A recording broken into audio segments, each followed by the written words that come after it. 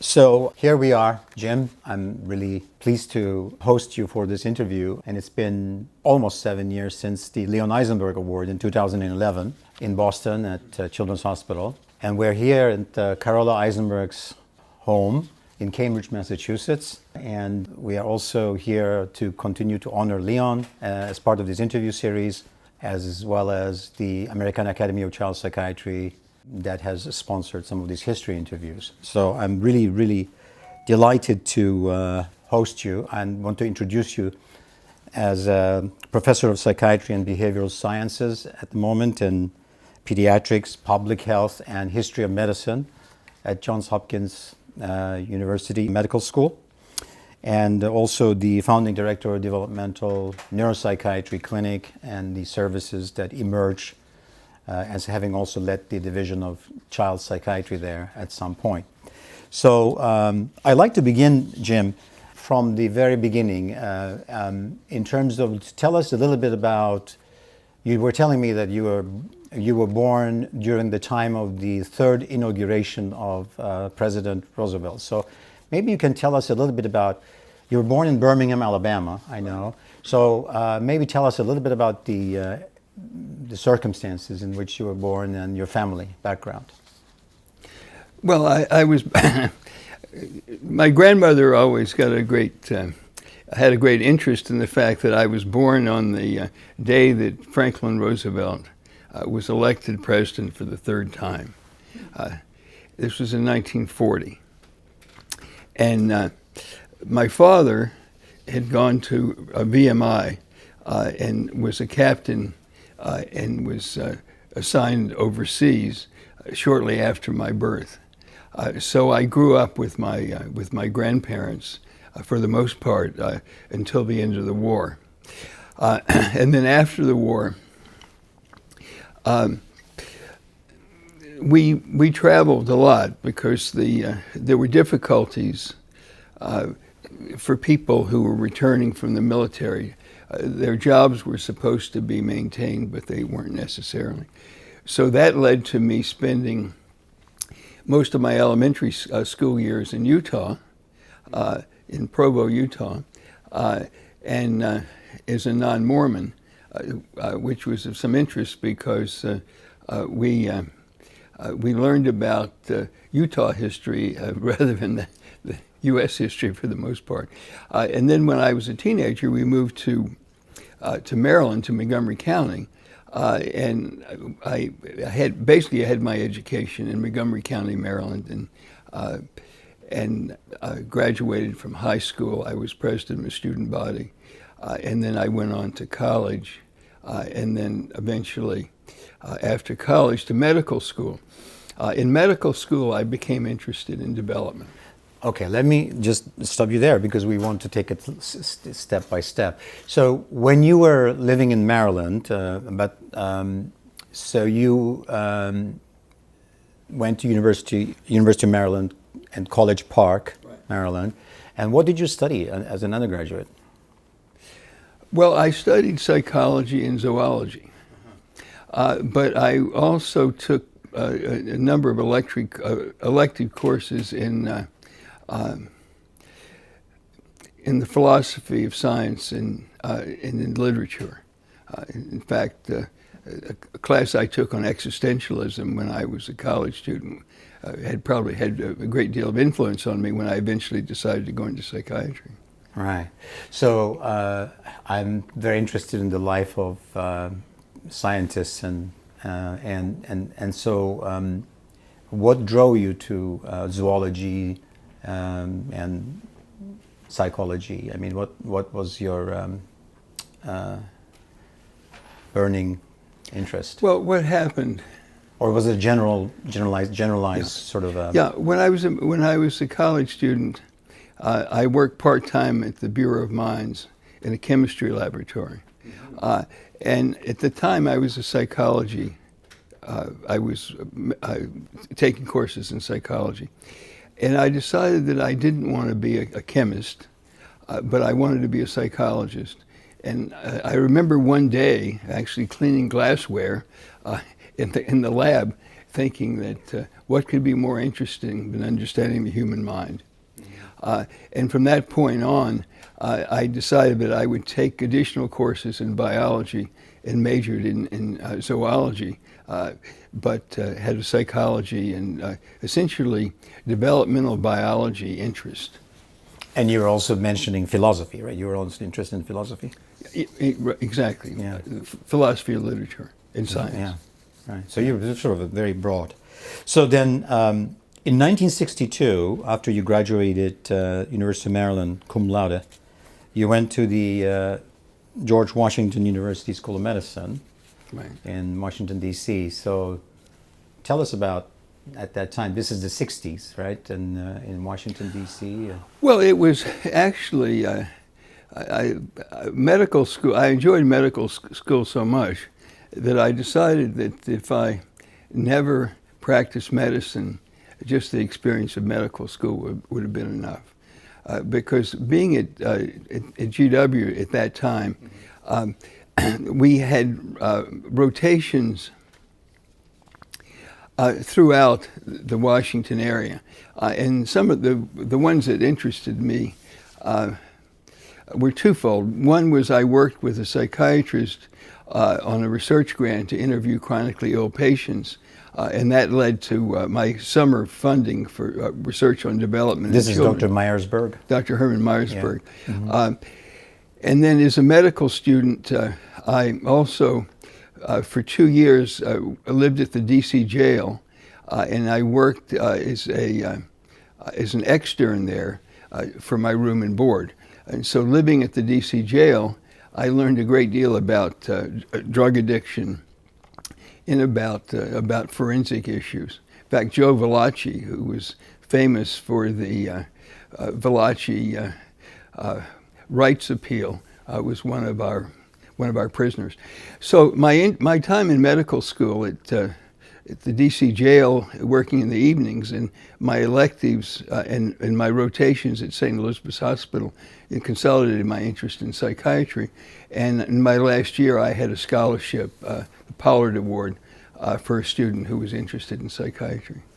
And this is very interesting because when we were speaking with Dr. Carola Eisenberg before, during one of our interviews, she mentioned to me about the visit with your father to a state psychiatric hospital and seeing and how influential that was. And in fact, you worked as a social worker or learning how to be a social worker in Argentina. So it's very interesting that you talk about this prison experience and also I'm sure the conditions of St. Elizabeth's Hospital was kind of at that time might have been somewhat reminiscent of what you faced. Yeah. Well, St. Elizabeth's though we had some very qualified people. Mm-hmm. Sammy Leon Yokelson was the chair of the department, and his brother was a forensic psychiatrist. I mean, this was, if we fast forward to the future, this is part of my interest in forensic psychiatry now. And at that time, Professor or Dr. Goodmacher in forensic psychiatry at Johns Hopkins, right? Have you met? No, I didn't meet Manfred Goodmacher. Because you came much later. But much later, but everyone knew of him because he was the leader in the field of forensic psychiatry. And this was Carola's first husband, just for the record. So the other thing that interested me, actually, Jim, was in 1965, you do some sort of a global mental health internship or some experience and I read that you were in the Kuala Lumpur Hospital in Malaysia. And well, as a medical student, living in Washington, and remember, this was at the time that John F. Kennedy was elected president.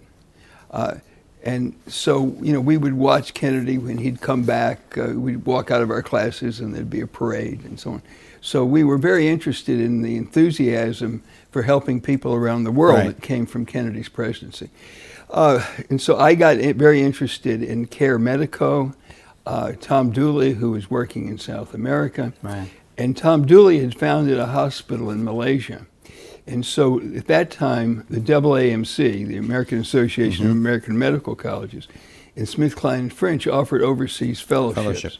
So I had an overseas fellowship with the Care Medico team in Kuala Lumpur, Malaysia, for over 2 months, where I worked in the regular hospital.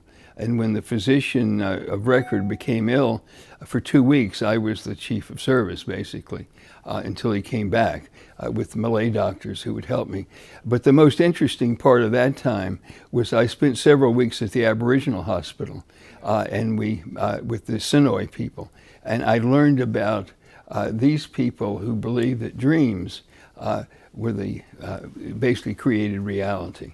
So there was a lot of interest in the cross-cultural aspects of psychiatry that were initiated during my time in Malaysia. Right.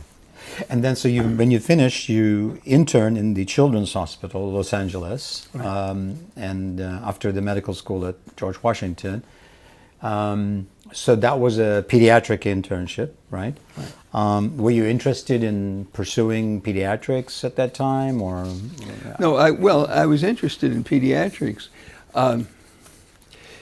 And I had been mostly impressed with working at Children's Hospital in Washington. I was a very well-known child psychiatrist at Children's Hospital, and Richmond Payne was the neurologist. So I decided to apply for a pediatric internship. And Los Angeles had a great deal of appeal because there was a large hospital at Children's. So I went there for that year, and then that led to my time in the Peace Corps. Right, and then in the year subsequently, you entered the Peace Corps in Thailand. Tell us all about that, because that's a 3-year period. You were advisor to the Peace Corps on public health programs, and also you worked in the Thailand Maternal and Child Health Center as a volunteer physician, right? And I understand you speak Thai. So well, I do speak Thai. Quickly, what happened was that the year was, I had applied to the Public Health Service and I hadn't heard anything. So I volunteered to go to Vietnam as a pediatrician. And I wrote to the State Department. The State Department invited me to come to Washington for an interview. I arrived in Washington. The person I was to meet with happened to be out of town that day. So I'd flown all the way across the country. And they told me that, well, we'd like to find a position, but we're not sure. So I called the Peace Corps, Public Health Service rather, and to my surprise, that very day they had been trying to reach me in Los Angeles to be interviewed as a Peace Corps physician. So I stayed on. I was interviewed. The day ended with Jack Vaughan, and I was offered the position of Peace Corps physician in Thailand. I wanted to go back to Southeast Asia anyway because of my time in Malaysia. But that was very fortuitous because when I returned to Los Angeles, I found my draft notice waiting. And had I not been accepted by the Peace Corps, I would have been drafted as a private. So that was great luck. So then the 3 years in Thailand, the aspect that had to do most with psychiatry was I was the Peace Corps staff physician. So I was the doctor for the Peace Corps volunteers. Many of the Peace Corps volunteers became Buddhist monks, which was a Thai tradition. And I would pay for their robes and their bowl and be involved in the ceremony. And that led me to become sufficiently interested. By the time I left, I was coordinating the Buddhist orientation for Peace Corps volunteers, for CUSO volunteers, and for the British. So what kind of patients were you seeing as a volunteer in the hospital? Well, the volunteers, for the most part, the volunteers had medical illnesses, tropical diseases. Adults and they were all adults. Yeah. But what I was interested in was the benefits that came from them doing these Buddhist practices. So I became interested enough that I spent 3 months myself as a lay practitioner in a Buddhist monastery doing mindfulness meditation practice. And it was there that I confirmed that I would complete my psychiatry residency when I came back to the States. Very interesting. So you missed Vietnam, and this is actually around. Well, no, I didn't miss Vietnam. Yeah. I was right in the middle of it. You're in the middle of it, I but was you in kind of missed I was the, in northeast Thailand, you're in the- and there were people who were communists who were the infiltrating. The Peace Corps program Yeah. was a pacification program, really, to keep the Thais on our side. Yep. At that time, I was in Thailand during Tet, and so on. Right, and there's also this coincides with the Nixon's presidency, and then I think the Nixon's visit to China, the ping pong diplomacy became Right. it was in 1971. Right. So this was slightly before then. So there was so how did they like Americans in Thailand at that time? How were you treated in the Peace Corps? Oh, well, we were treated very well. Very well. I mean, the Peace Corps started in Thailand in 1963, and this was about the 5th year of the Peace Corps. Right.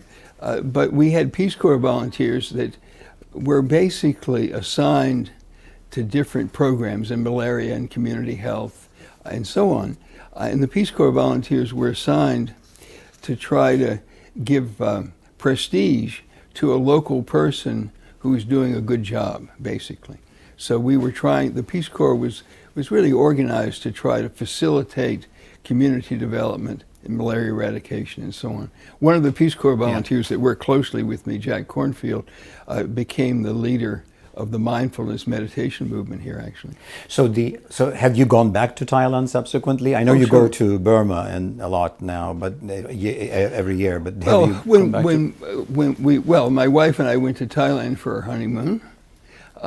We went to visit the monastery where I stayed and got the blessing of my former Burmese teacher. Right. And he actually saw my beard, which I didn't have when I was in the monastery, and asked her if it tickled if I gave her a kiss. Okay. So he was a fairly jolly old guy. And then we've been back several times, including a trip to Thailand and Burma. Excellent. So, all right. So then you come back to the U.S. and you come to the town of Rochester, New York, as a associate resident in pediatrics at the Strong Memorial Hospital.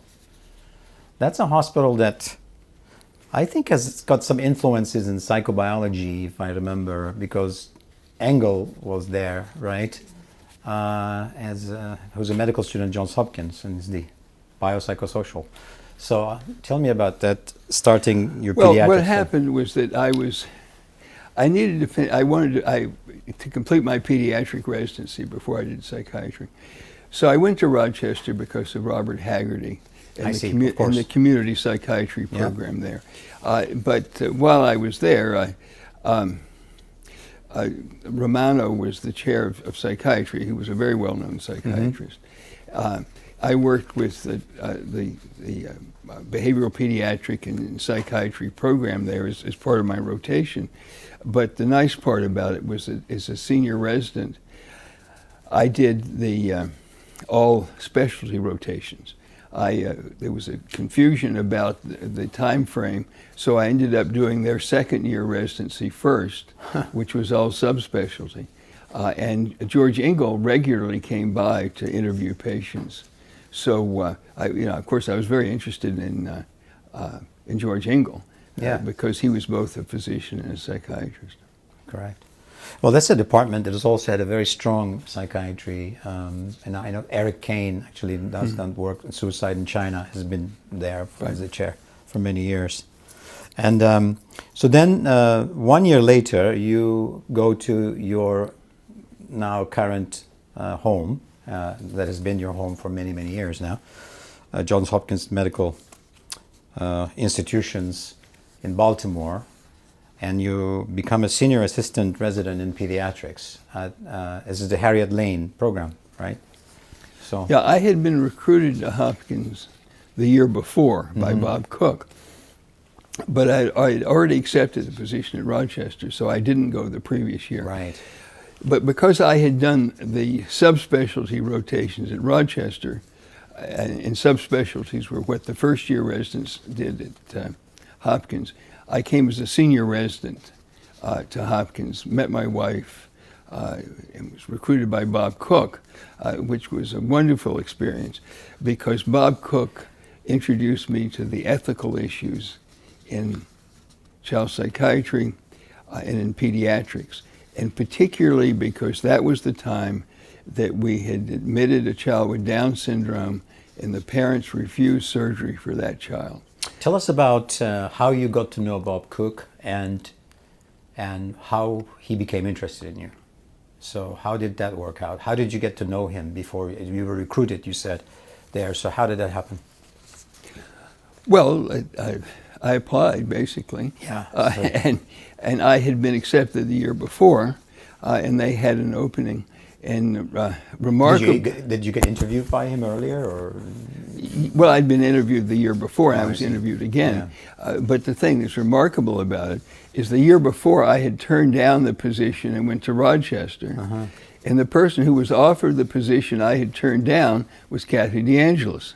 Oh, now it comes out. So we found out years later that by circumstance that Kathy and I would never have met, probably, if I hadn't turned down the position at Hopkins the year before. And so we met there. But to get back to this, Thank you for explaining that. That's very important. Right. Yes. But the thing that's really most important is that Bob Cooke and Norman Faust and the Kennedys were working together at that time to develop a focus on developmental disabilities in people with these problems. Bob Cooke had 2 children with Crete-Shaw syndrome, and Bob was very sensitive to the mental retardation needs. Lee OConnor had been the director of child psychiatry, and Lee OConnor always emphasized both mental retardation and child psychiatry. He wrote an annual report in the American the American Journal of Psychiatry on progress in child psychiatry and mental retardation. So it was part and parcel of the program. And when I first went to Hopkins, I came a month early, and I spent a month at the Kennedy Institute at that time. And then with Bob, the focus on this sad story of a Downs patient who died because the family refused surgery led to a film called Who Shall Live? And this set off the entire ethics movement as it related to developmental disabilities. And basically I was part of that. And that was what, that and the Kennedy Institute stimulated my interest in developmental disabilities. Well, I think if I can say that at the Georgetown University, Beecham had written an essay, which I always distribute to my fellows. It said, "Who should live when not all can live?" Which is sort of the this idea of ethical decision making. So this is so you're then drawn into psychiatry soon thereafter because your interest and roots of your interest in psychiatry draws you to do a child psychiatry fellowship at Hopkins, and this is before Paul McHugh, right? And so who was the people? The person who recruited me into psychiatry at Hopkins. Well, I was in pediatrics, right? And I initially did a year with Alejandro Rodriguez, who was the chief of child psychiatry. Chief of child psychiatry, and it was a child with autism that really stimulated my interest in completing my training. And then Joel Elkes recruited me into psychiatry. So Joel Elkes was my chair of psychiatry at Johns Hopkins. Right. And Joel Elkes had a very broad interest. He worked very closely with Leon Eisenberg. Right. In fact, Leon was in pediatrics because from Connor onward, the chair of child psychiatry reported to the chair of pediatrics, but Leon was half supported by psychiatry and half supported by pediatrics. In fact, when I became the division director several years later, Leon's office, I was very proud to say, became my office. Oh, good. Yeah. So we're going to get to that. Right. We don't want to jump the gun. Right. But so tell us about what I understand you moved from pediatrics. I mean, you were very well supported in pediatrics. You had done an internship in pediatrics. Why didn't you stay in pediatrics?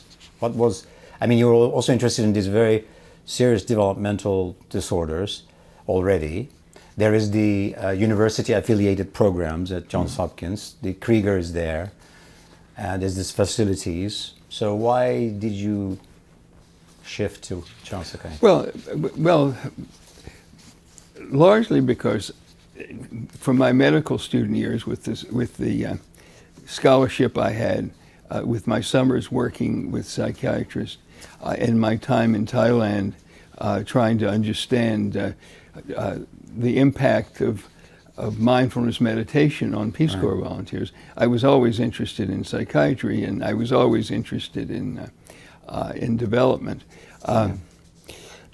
But it was largely because of the patients that I saw, and the fact that in pediatrics I wouldn't have enough time to engage in the depth that I wished to, that I decided to take a fellowship with Alejandro, and then thanks to Joel, who was really very interested. I had many meetings with Joel Elkes. Yeah. I went on into psychiatry. Well, thank you very much for explaining that. That's very important for us to understand.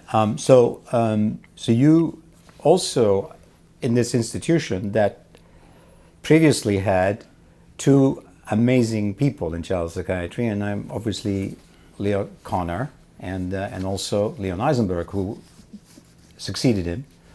But by 1967, Leon had moved to Mass General Hospital as chair of psychiatry. So you didn't really overlap with Leon, but Leo Connor was still alive. And no, I overlapped with Leo Connor. Leo Connor, and as a medical student, as a resident, I knew him. Yeah. In fact, when Leo Connor reported on the follow-up of the first 11 patients 28 years later, he came to our clinic and he read his paper to us for feedback before it was published. And so we had a chance to discuss the follow-up study with him. And I'll never forget this, because I asked him a question afterwards about how do you approach the autistic child.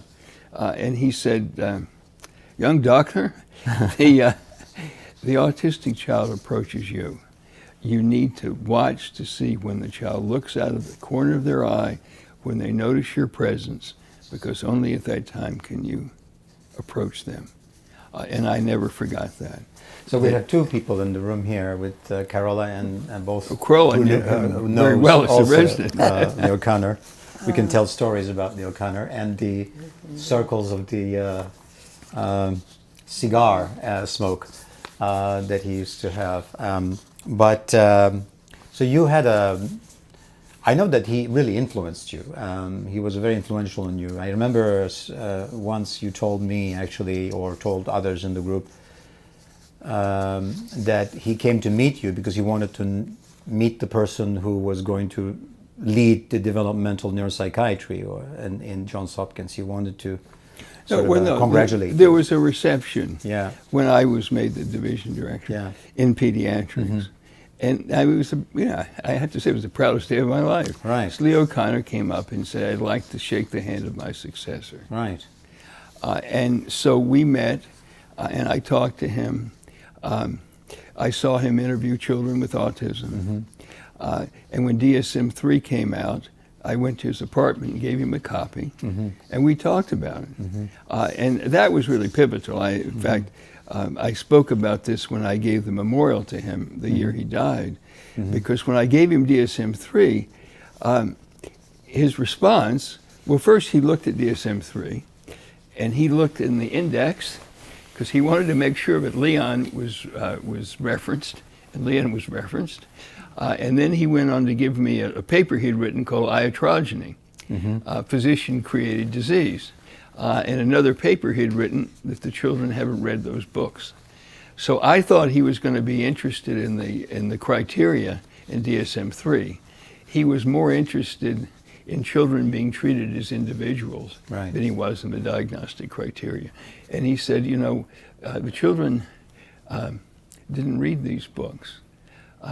And we know that nature is sometimes produces disorders that we can define, and we need to define them. But no matter how well we define them, we still need to treat children as individuals. And that's a day I will never forget. And then after I gave him DSM-3, and he looked at it, and he said, before you go, I'd like to give you a book. And he gave me this big blue book. It was engrossed on the cover, What Every Man Knows About Women. So I opened the book, and it's a book of blank pages. He had a great sense of humor. And the other good news is this, is that Alejandro Rodriguez, when Kathy came back to Baltimore before we were married, had arranged for her to have an apartment in Highfield House that was 3 doors down the hall from Lee O'Connor. And so she used to ride up and down the elevator with him. When we were married, when I proposed to her in 1978, I was 3 doors down from Connor when I made the wedding proposal. Right. So in a sense, Connor and Kathy and I, although we never actually spent time together, were very pertinent. Where were you when you learned Connor died? When he died, what was your reaction? Well, what had happened was this, is I last met with him in 1980 when he was living in Highfield House, but his wife, June, had developed Alzheimer's disease, and they moved to this Springfield retirement center. So I didn't see him after that, and then he died in 1982 in April. So when he died, it was announced, and I went to his funeral. In fact, I still have the marker that you put in your car for your position as you go. And at the funeral, I'll never forget this, because the rabbi who spoke talked about Connor viewing children as discoverers, and that Connor believed that each child needed the opportunity to discover the world in their own way. It was beautifully presented. And then shortly after that, I was invited to give the memorial to Lee O'Connor in October 1982 at the Academy of Child Psychiatry meeting. And so at the opening session, I gave the memorial that I've shown you to Lee O'Connor. So he was a major influence, as of course was Leon, because they were both advocates in the purest way. And that advocacy is the thing that I think is such a powerful legacy that they've both given us. And Carola as well here. And this is a legacy that is amazing and hopefully lives on. But thank you very much for the wonderful memoriams that you wrote, both for Leon as well as for Lee O'Connor, and also your contributions to Lee O'Connor's legacy that took some hits this year, or last year, with the publication of a number of books. But you have been there to put the story right. Let me just say a quick word about that. These 2 books, Silverman's Neurotribes and the other book, Autism in a Different Key, misrepresented Connor, because Connor was prescient in recognizing autistic traits in parents, what we later call the autism phenotype. So he didn't blame the parents, he described them. And later we know through research that Joe Piven and others have done that there is a genetic component. Right. And he was, I think, the first to recognize that.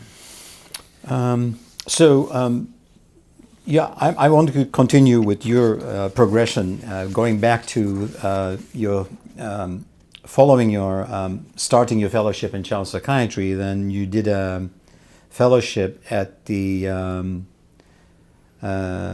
Krieger, I guess, the Kennedy Institute, and that's where neurodevelopmental pediatrics and child psychiatry began for you in that fellowship, which is really, you're immersed in that work.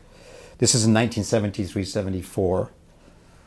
And then you again do the reverse, and you go into the Phipps Clinic to do adult psychiatry, because you have to do your adult psychiatry backwards, right? So right, but I consider it to be... Put the story. Well, as far as I'm concerned, it's the only way to do it. Yes. In fact, I'm campaigning that we do away with the lockstep training from general psychiatry to child psychiatry, and everyone do a child psychiatry introduction for the first 2 years, and then they do their adult psychiatry, because it's we'll never recruit people that way.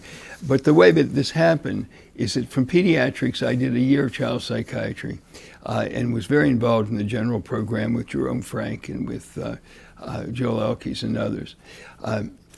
The second year, I did a psychiatry fellowship at the Kennedy Krieger Institute in neurodevelopmental pediatrics as a psychiatrist. So I was there as a psychiatrist. And so every week I organized a psychiatric conference and invited various speakers. And it was from there that I developed the idea of a developmental neuropsychiatry program. Because I didn't start a developmental neuropsychiatry clinic. I started a developmental neuropsychiatry program, and after I finished my training, I was out of residency. I was made the director of psychiatry at the Kennedy Institute, and I set up 5 specialty clinics, and those specialty clinics became the genesis of my textbook on developmental neuropsychiatry, which you published in 1996. 97. But we'll come back to that. And so the directorship of the Developmental Neuropsychiatry Clinic gave you a lot of exposure to amazing range of developmental disorders. Intellectual developmental let me just autism, correct right? you. It wasn't the Developmental Neuropsychiatry Clinic. It was the Developmental Neuropsychiatry Program. And I recruited 4 people. And then you have these different clinics. 4 people, inside. Alan Reese, Joan Gehring, and others, to corrected. set up subspecialty clinics within developmental neuropsychiatry. Correct. All right. So, and then 2 years later, then you became the director of Division Child Psychiatry. Right. In pediatrics. Yes, in pediatrics. Did child psychiatry is in pediatrics, or? Child psychiatry started in pediatrics. It was designated by Edwards Park as a subspecialty of pediatrics, just like cardiology was with Helen Tausig, that endocrinology was with Lawson Wilkins. If you went to the pediatric emergency room, there was a big chart on the wall with photographs of subspecialties started by Edwards Park, and child psychiatry was one of those subspecialties. So if you were not trained in pediatrics, because you were already trained in pediatrics, would you be the division chief? Because you were now identified as a pediatrician, right, also? I'm just... Well, you didn't have to be a pediatrician to be a division chief. To be the division chief, because Leon Eisenberg was not a pediatrician, and neither was Lee O'Connor. So Leon also was in the division of pediatrics? Yes. Half and half, you mentioned. No, half. But he reported to Bob Cooke. I see. Well, this is actually, I did not know this. This is an interesting information. Because it's very unusual, because you talk about Helen Tausig. Well, it's called unusual because you're looking at it from the current perspective. Yeah. At the time, it was usual. Child psychiatry didn't become a specialty of psychiatry until 1957. Right. You know, for 27 years before that, Lee O'Connor had been training people as a pediatrician, reporting to Edwards Park and later to Bob Cooke. But the issue was was that Paul McHugh wanted child psychiatry to be part of the psychiatry department. And Paul McHugh comes to the scene in 1970. Paul McHugh came in 1975. 75. In the last few months of my residency in psychiatry. And so when I became, both Paul McHugh and John Littlefield agreed that I would direct the child psychiatry division in pediatrics, but Paul wanted the division to be in psychiatry. John Littlefield, who was the chair of pediatrics at the time, did not want to give up child psychiatry. And so there was a joint agreement between the president of the hospital, the dean of the medical school, the two department chairs, but child psychiatry would be a shared specialty with joint appointments in both departments. And what has happened subsequently in the tenure of Paul McHugh? Has it shifted towards So psychiatry? what happened then, because of a joint agreement, we had a fiscally autonomous division, and that for fiscal reasons, Joe Coyle reported, who followed me, Joe Coyle reported to the dean of the medical school and not to Paul McHugh. But academically, we were in the psychiatry department.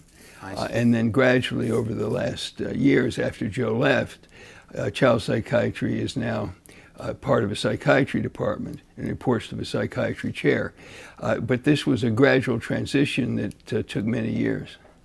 So you don't need to have gone to Paul MacLean Evolutionary Biology Lab to learn about the evolution of child psychiatry at Johns Hopkins. It's a very interesting evolution, which I think many people listening to this interview might not actually know, because how this child psychiatry that was established as the first academic department of child psychiatry in the United States was actually part of a division of pediatrics. Not the division, the thank you very much for explaining that to me. Department of Pediatrics. Interesting. So, I'm very interested, before we get to Joe Coyle, because we also interviewed him in this part of the series, when Paul McHugh came, and I'm going to give you a little bit of a background, he trained he was at Harvard College and Harvard Medical School, and he met Dr. Thorne at the Brigham Women's Hospital, who encouraged him not to do psychoanalytic training, but rather train in psychiatry, but first get a training in neurology. So he went to train in neurology at Mass General Hospital in the Department of Neurology under tutelage of Ray Adams. Right. So, but he then went to the Institute of Psychiatry to train with Sir Aubrey Lewis, who, by the way, had trained with Adolf Meyer at Johns Hopkins. Right. And he was very much interested in the idea of psychobiology, and my sort of a whole linking all this is to do with, and then we mentioned Engel and Leon Eisenberg and Adolf Meyer and Leo O'Connor, is that many of these people were all psychobiologists. They were sort of under the influence of Adolf Meyer one way or another. Meyer, yeah. And so Paul McHugh comes with this stellar training in sort of psychobiology / neurology, but intellectual rigor as well, to Johns Hopkins as the chair, after having moved around actually in the United States, being at different places before he comes to Johns Hopkins. So he's very much almost like groomed into this position at Johns Hopkins. Yet you, on the other hand, you're like the Peace Corps and all this sort of pediatrics, and you find your own sort of niche, as it were. It's a very different background, coming from Alabama, Utah, Maryland, and then going into medical school. You don't have Dr. Thorne or Ray Adams, so you have a little bit of a very different background in this. So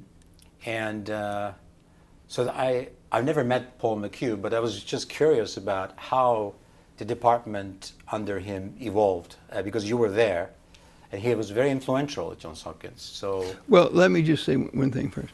When I was a medical student, I was influenced by Herman Myersberg. Right, you mentioned that. And by Reginald Lurie, who was the director of child psychiatry at Children's Hospital in Washington, and the other experiences I've told you about. Then my views of psychiatry developed from working with Joel Elkes, Jerome Frank, Horsley Gant, and the people in the psychiatry department before Paul McHugh came. Paul McHugh spent 1 year in psychiatry with Aubrey Lewis. Right. And he did a neurology residency. His training was not focused as a psychiatry resident in the same way that ours was.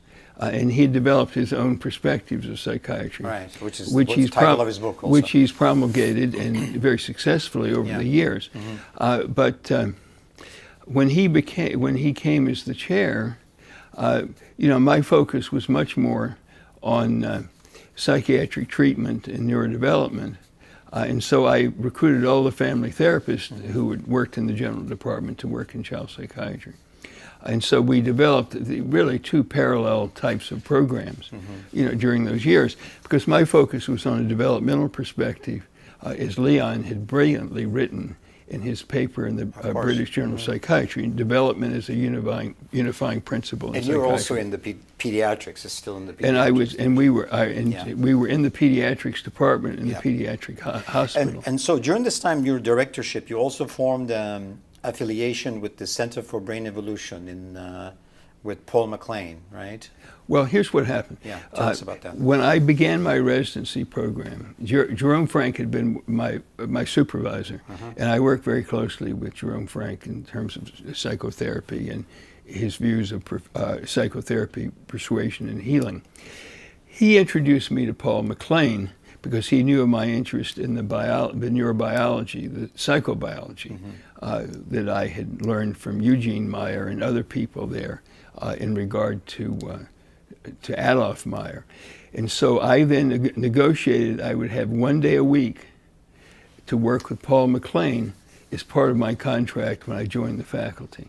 And for the next 8 years, it was more often 3 days a month rather than 4 days. I went to Poolesville to the Animal Center and worked with Paul to look at evolutionary biology as it relates to brain development in psychiatry. Right. So that's a very important part of your... and Paul MacLean was a major influence. Yeah.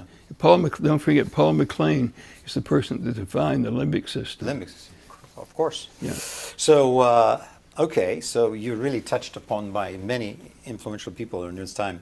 So then tell us about, you said that you recruited Joe Coyle as your director of psychopharmacology in your division, and then what happened? Well, it was interesting because when I was a resident at Phipps, during my final 2 years, Joe Coyle, Ray DiPaolo, Elliot Richardson, and I were all co-residents. Joel Elkes had started the MD PhD program in the psychiatry department, and Hank Herrera was there. He had a PhD in sociology. So we had a very good group of residents. And since I worked so closely with Joe as a resident, when I became the division director, I recruited Joe as the chief psychopharmacologist for child psychiatry. So Joe had attended Johns Hopkins Medical School and also had done work with Sal Snyder and had been sort of very interested in the neurobiology, and so you had then recruited him. So he was a resident in child psychiatry under your Well, quickly, Joe division. Coyle, after he did a pediatric residency with Bob Cooke. Yeah. Then he worked with Julius Axelrod, who was a Nobel laureate in developmental neurochemistry. And Joe came back, and when he joined the faculty, he was an assistant professor as well as a resident. And he had his own laboratory throughout the time. And Saul Snyder had influenced him as a medical student. But I worked very closely with Joe, and because Joe had this neurobiology lab, and he and Saul Snyder were being recruited to go elsewhere, it became an issue because child psychiatry was going to go into this new arrangement as a joint arrangement venture with psychiatry. And so we needed to recruit a new director. And so Joe became the director, but because Joe wasn't a child psychiatrist, I continued as the program director, as well as the director of psychiatry at the Kennedy Institute. But and in terms of your contributions, I am very much aware that during your tenure as the director of child psychiatry at Johns Hopkins, you had 6 of 13 residents who began training during the time and entered full-time academic positions in Brown, Duke, New York Medical College, UCSD, and Johns Hopkins, George Washington.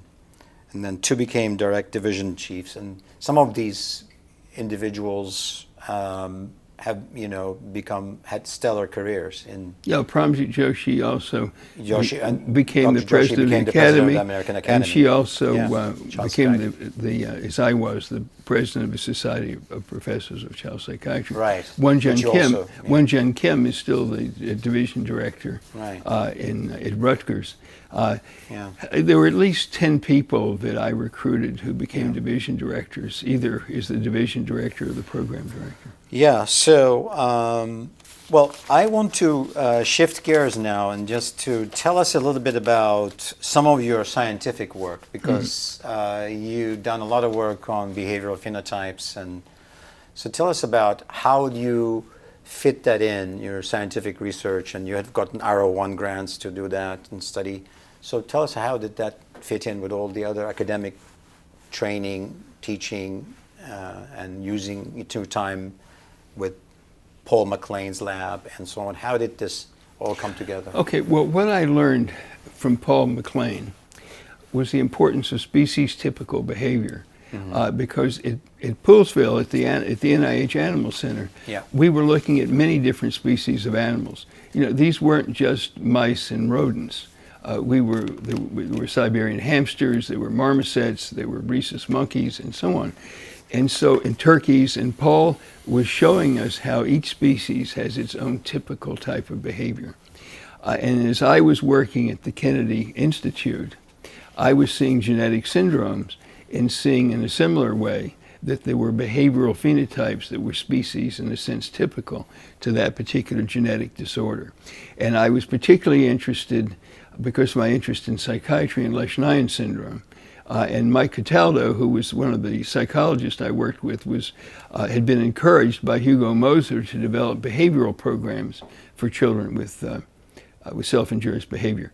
So I actually had the good luck of being involved in the beginning of PET scanning at Hopkins, not to look at metabolism, but to look at neurotransmitters. Right. So my first two grants were to look at self-injury in Lesch-Nyhan syndrome, and to look at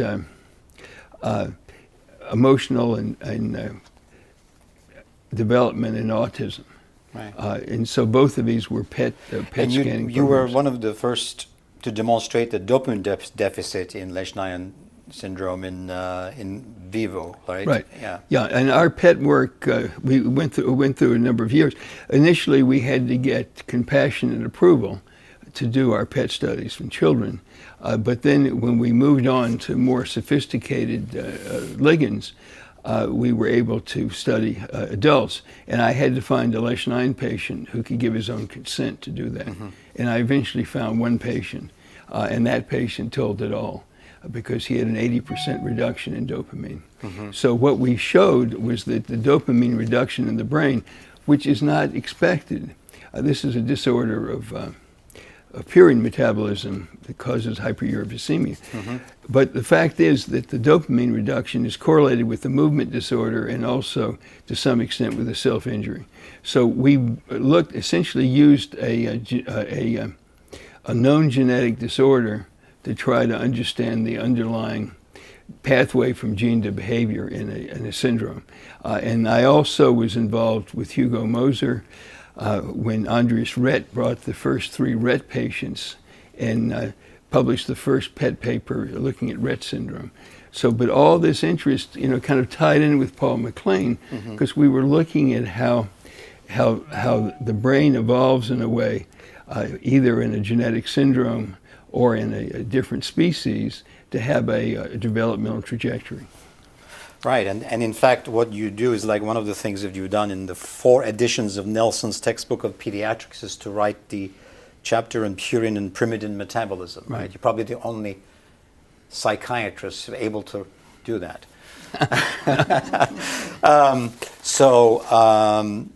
It reminds me a little bit about Alan Crocker, one of the founders of developmental behavior pediatrics at Boston Children's Hospital, and his work on mucopolysaccharidosis, and Dana Farber and Sidney Farber, and But I have to Yeah. say one word about Yeah. Alan Crocker. Yeah, please. Because Alan Crocker All the did way. something once I'll never forget. Yeah. Alan Crocker, I was very interested in Down syndrome and depression Yeah. because I was seeing kids who were hyperactive and had depression with Down syndrome who were being referred to me query Alzheimer's disease because of all this overemphasis of Alzheimer's disease and Down syndrome.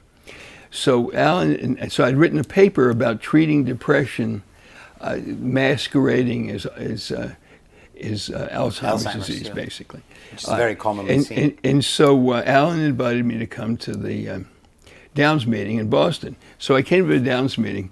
So Alan stands up in front of the assembled audience, and he takes off his shirt. And I thought, my God, what is that? He takes off his coat and his shirt. And I thought, what's Alan Crocker doing?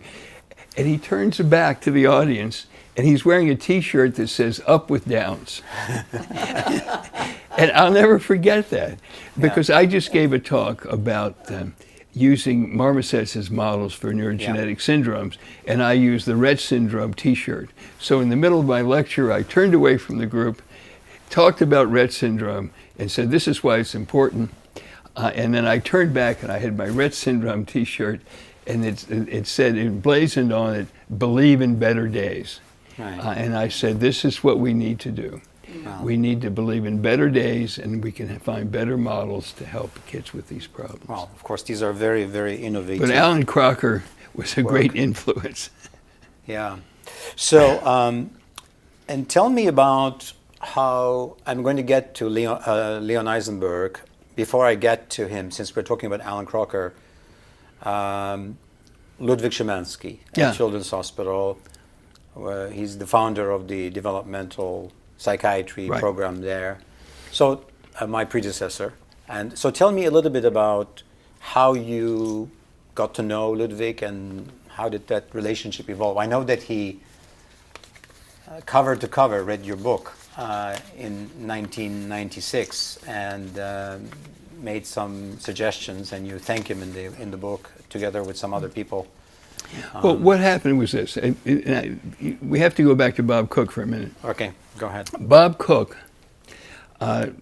worked with the Kennedy family. We know that Rosemary was mildly intellectually disabled and was treated with prefrontal lobotomy, which had a great influence on her sister Eunice.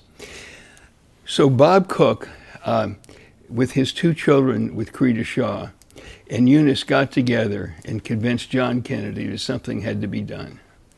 And so Bob Cooke and Eunice were playing tennis one day at their house in her house in Maryland, in Potomac, and a call comes asking for Cooke to make a comment from someone from Congress.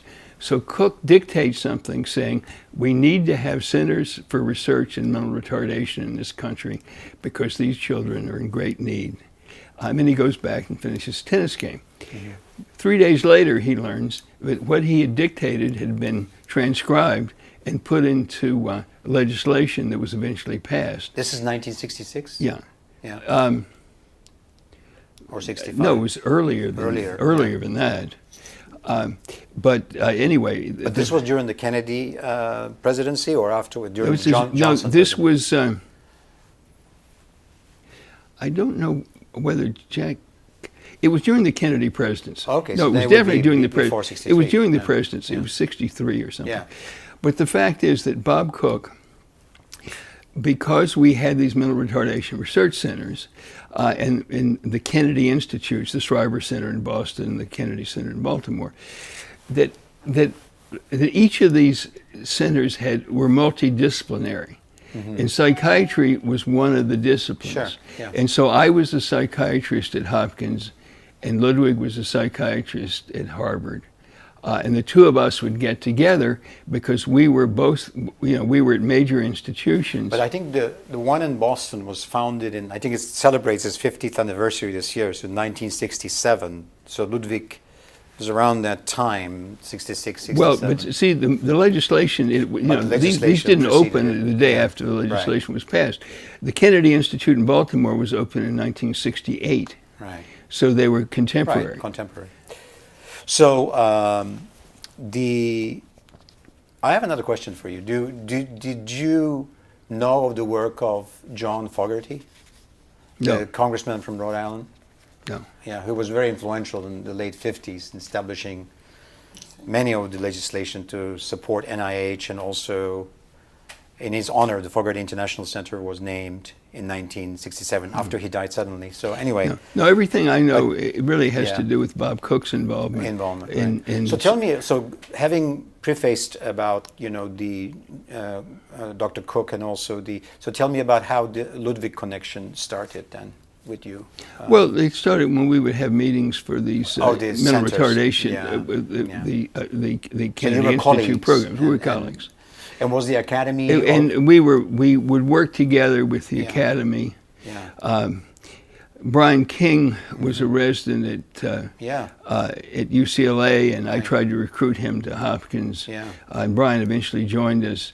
But Ludwig and I would have, and Ludwig was really the leader in this, but we would have sessions at the academy meeting for people who were interested, and we had a committee on mental retardation. Was Joe Piven also involved at that time? Or no, Joe Piven came much later. Much later, yeah.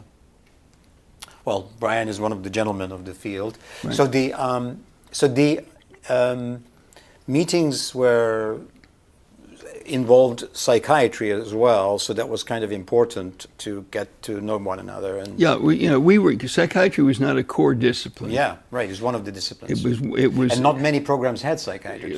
Right, but we did, and Ludwig did. But it was largely through the academy that Ludwig and I worked. Yeah. So, what about George Tarjan? Did you have any connection with him? Well, I knew George Tarjan. Yeah. And I always, in fact, in 1977, I met with George Tarjan at the World Psychiatry Conference in Honolulu, and we talked about the need to develop further services for these kids. This was just after I finished my training. So these are all immigrants. Ludwig came from Poland and Israel, and George Tarjan came from Hungary, right? So at UCLA, there's an award named after him in developmental disabilities at American Academy of Child Psychiatry, which you are one of the.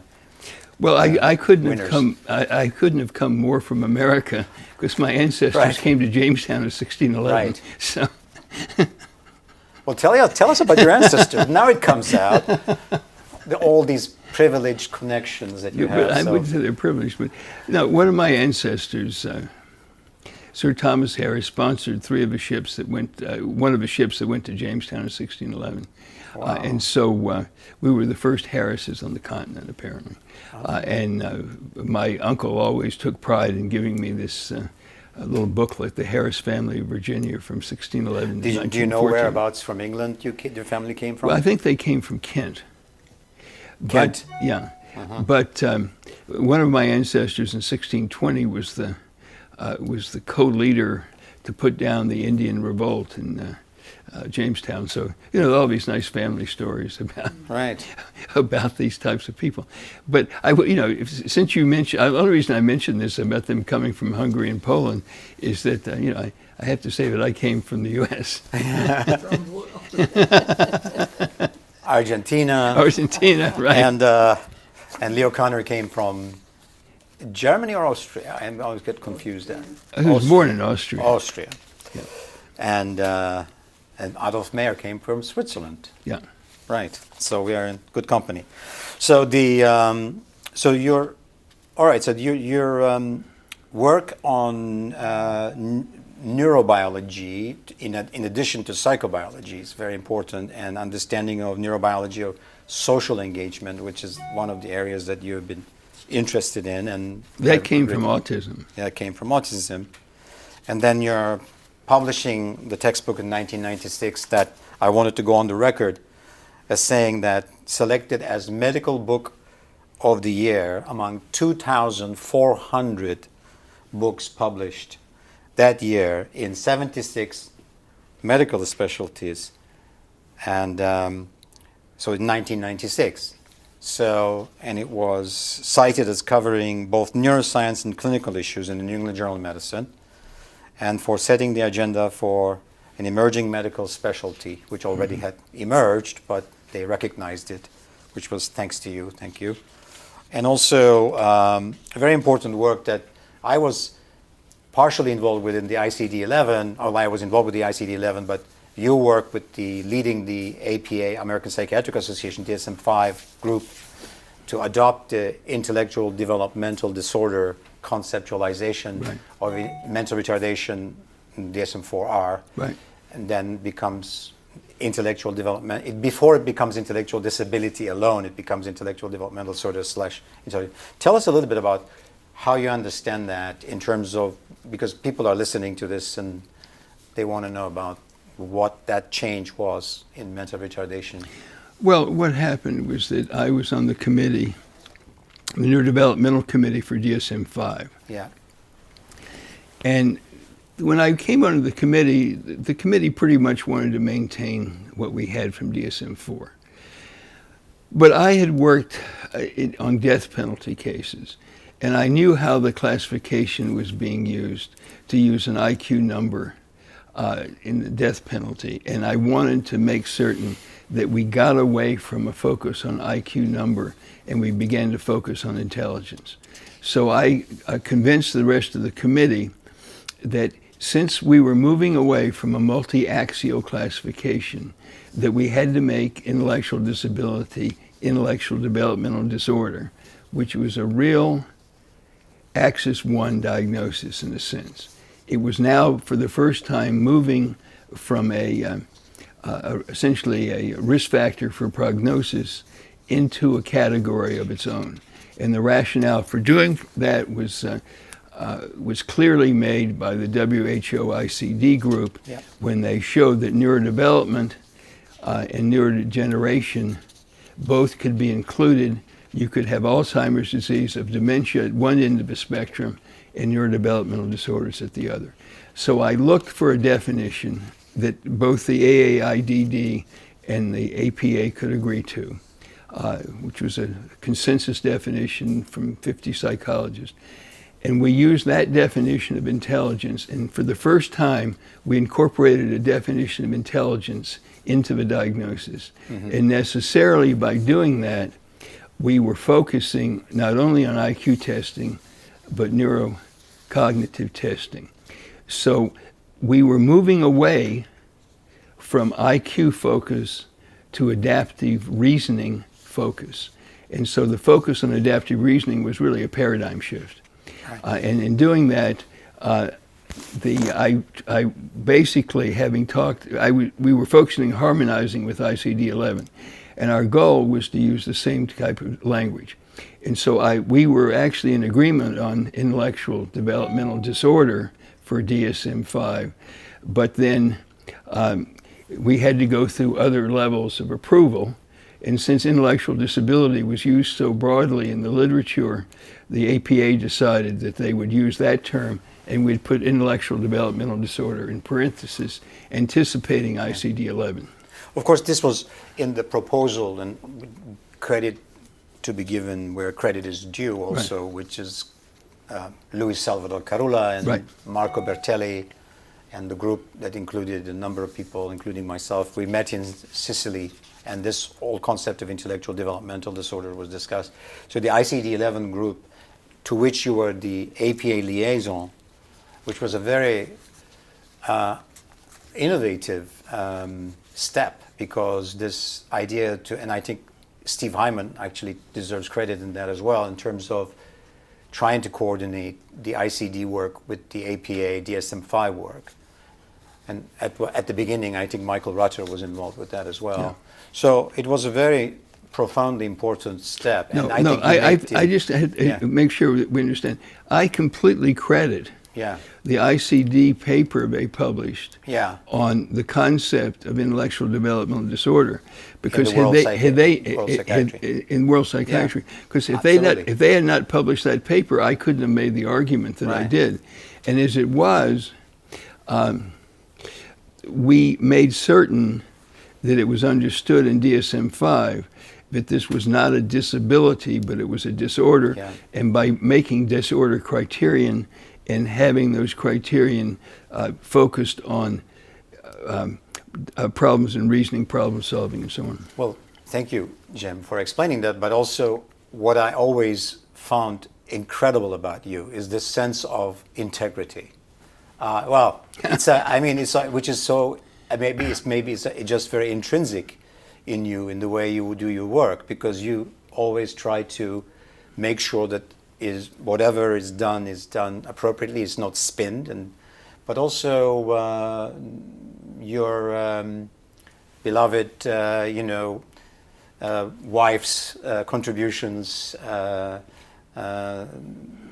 Professor De Angelis' work in the conflict of interest, the head of JAMA, and you can tell us about that.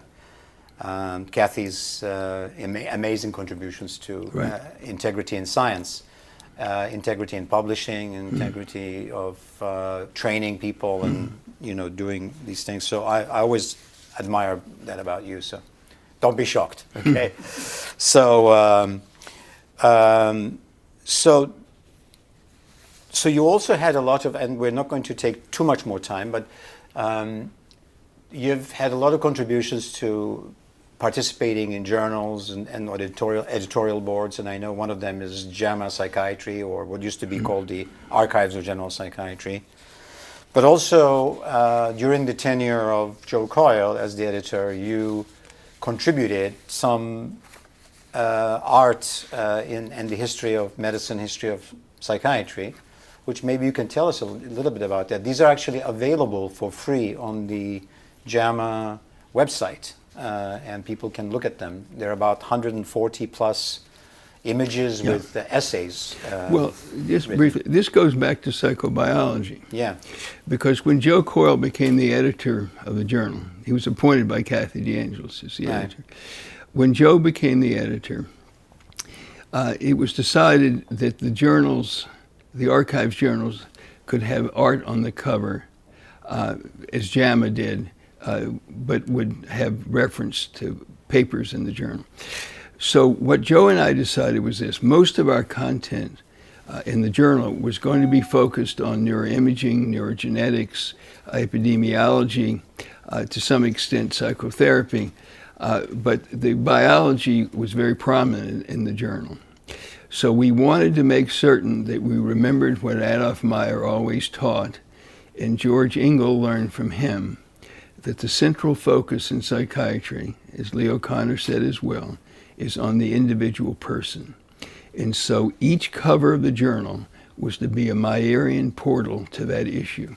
And so we started with a person in the personage of an artist or a psychiatric theme, and used that case study, in a sense, to remind everyone that psychiatry has to do with people and their suffering, and the things we're writing about in this journal influence their mental illness, either environmentally or biologically. But it was to be looked at is to be an integrated focus on integrating the person in psychiatry into each issue. And that's the way we did it. Yeah, I mean, I think these are amazing 12 years, from 2002 till 2014. And these were issues, 145 commentaries, using a psychiatric theme from the life of an artist or subject of his art or her art, linked clinical and neurobiological issues. So finally, I want to get back to Leon Eisenberg. And this is sort of now, I think 6 years after you're the recipient of the Leon Eisenberg Award in 2011, and you have come to every session, for which I thank you. You had an amazing contribution to making sure that we also honored Ludwig Szymanski at Children's Hospital. So, and I wanted to ask you about how did you get to know and get more close? I know that you knew about him because of Lee O'Connor and his writings, and of course to know Leon is to read about what he writes all the time. He was very prolific. But tell me about how you interacted with him and your meetings with him. Well, actually, Kathy played a major role Oh, in yes, this. that's right. Because Now it Leon and comes up. Kathy were both worked with the Robert Wood Johnson Foundation. And so they were constantly Yes. getting together, telling jokes, and so on. And Leon would come back for the Hopkins biennials, and I would meet with him and talk to him then. And then I began a correspondence with him. But it was his writing that particularly influenced me. Yes. His essay on development as a unifying force in psychiatry, Absolutely. his essay on mindfulness and brainfulness, Right. but particularly his social conscience, because he amplified what Leo Connor began as far as I was concerned. I mean, I remember once that he came to the Hopkins Biennial and he put aside his scientific talk and talked to us about the problems of the Greek junta. And what was going on, and how we needed to be involved as psychiatrists in the events of the day, and not move ourselves away from social consciousness. And I was very impressed when Leon became the chair of social medicine at Harvard. Right. So I think that what Leon, I always say, added was that he added the developmental psychobiology, sort of almost like he added the word development to psychobiology. Right. And to also to really, and already psychobiology was enriched with a lot of intellectual and cross-cultural aspects. And because I know that Meyer used to have breakfast meetings in his room where people will talk about what was in the social affairs and politics of the day, and write letters to the editor and this kind of thing, which made them not very popular in the United States, from what I understand. But I think what Leon did was to bring that developmental concept, which I believe also that you, Jim, have taken into really a very important developmental perspective in developmental neuropsychiatry under your writings, and especially in the book that you edited, and not edited, actually you wrote yourself, the 2-volume 1996 book, which essentially makes a very important case for that and puts in a very elegant academic setting. And I encourage people to read the book. Well, actually, I'm writing the second edition. Yes. We're having the 20th anniversary edition. Right. But there's one other thing before we stop, Kieran. I think it's important that people know that we need to continue in the Academy of Child Psychiatry to emphasize the needs of children with neurodevelopmental disabilities. We have a committee, but we don't have enough presence within the meetings. And so last year, Kathy and I made a donation to the Academy to establish the Developmental Neuropsychiatry Forum. Yep. So each year we will choose a disorder to study. And this year's speakers are Sir Michael Rudder and Charles Nelson, who were recipients of the Leon Eisenberg Award.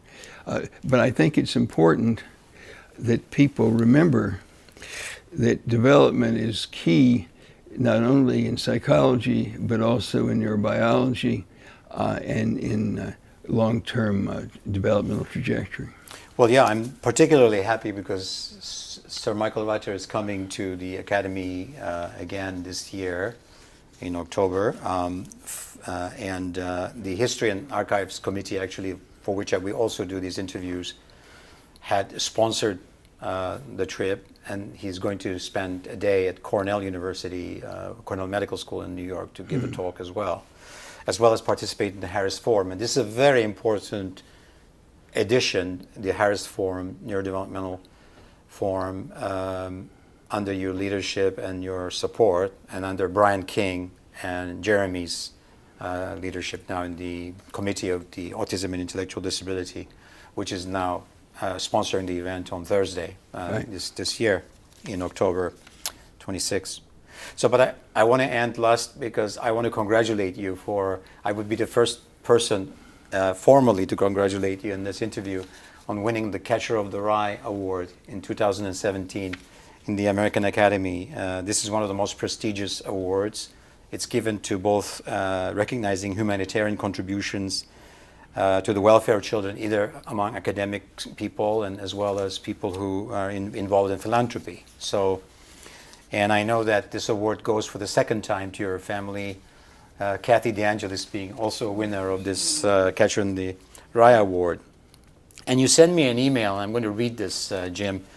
In the book, Holden Caulfield has slipped in to visit his sister Phoebe in the middle of the night. He is very depressed, and she asks him if he cares about anything at all. And Holden responds by asking if she knows what he would really like to be if he really had a choice. So the ACAP emphasizes this response in the award, and Holden says, I keep picturing all these little kids playing some game in this big field of rye and all, thousands of little kids and nobody around, nobody big, I mean, except me. And I'm standing on the edge of some crazy cliff. What I have to do, I have to catch everybody if they start over the cliff. So this is the J.D. Salinger Catcher in the Rye quote that is important for the Academy for this award. Congratulations. So we are very happy to talk to you today. And if you have any other comments to make, we'll end. And I want to thank Carola for hosting us in her wonderful home in Cambridge. And Beverly Gilligan, who's organized this for us. Well, I think that had the award been created soon enough, the person who would clearly have received it with great applause would be Leon Eisenberg. Yes. Because he helped many people from falling off the cliff and having a normal life. He certainly helped me from falling off the cliff. He didn't save me from falling off the cliff, but he had me staying in the cliff. I think Leon would have fallen off the cliff had it not been for Carola.